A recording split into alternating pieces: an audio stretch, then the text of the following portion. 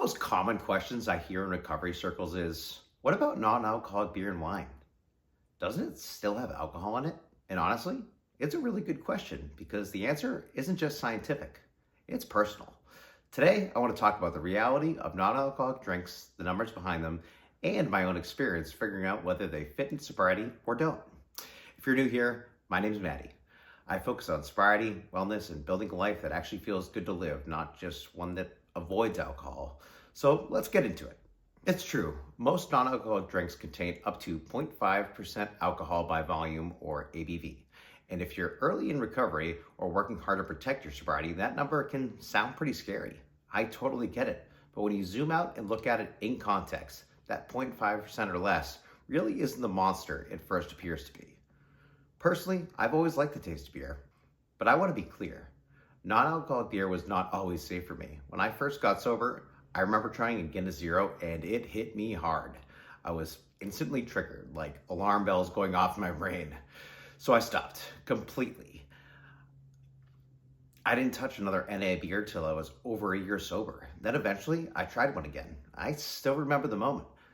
I was having dinner with my wife and ordered an athletic IPA, and it felt different.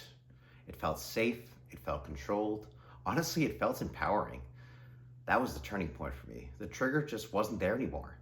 I could enjoy the full flavor and ritual without feeling pulled back towards drinking.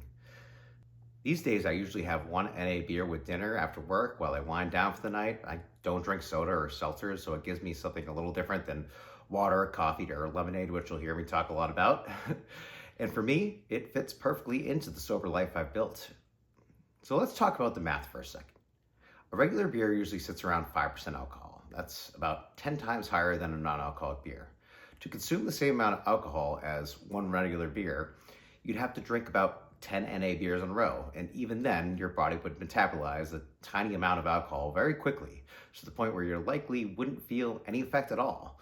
Also, let's be honest, most people drinking NA beverages aren't pounding 10 of them back to back anyways. It's not worth the calories. One or two is usually plenty. Here's something that surprised a lot of people. Alcohol actually exists in everyday foods. A ripe banana contains trace amounts of alcohol. Fresh baked bread, same thing. Kombucha can sometimes contain even more than 0.5%. So chances are, if you've eaten a fruit that's sat a little too long or even grabbed a sandwich, you've probably consumed about as much alcohol as what's in a non-alcoholic beer, even without thinking about it. So here's the important part. Recovery isn't just physical, it's emotional, it's psychological, it's behavioral. For some people, the taste, the smell, even just the ritual of opening beer, even a non-alcoholic one, can bring back cravings, memories, or old habits, and that can be dangerous. Not because of the alcohol content, but because of the emotional pull. That's why opinions on NA drinks in recovery vary so much. For some people, they're safe and enjoyable, like me. For others, they're a slippery slope, and honestly, both perspectives are valid. If you're worried about relapse, here's how I personally look at it. Physically, non-alcoholic drinks are safe. Emotionally, they're a personal decision. Sobriety isn't one size fits all. What matters most is knowing yourself, protecting the path you're on. If NA beer feels safe and supportive for you, that's great. If you'd rather avoid it completely, that's also great.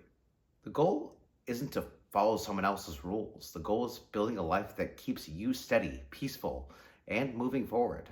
I'm really curious about this one because people tend to have pretty strong opinions about the subject. So do you think that non-alcoholic drinks have a place in recovery, or do you prefer to stay away from them completely?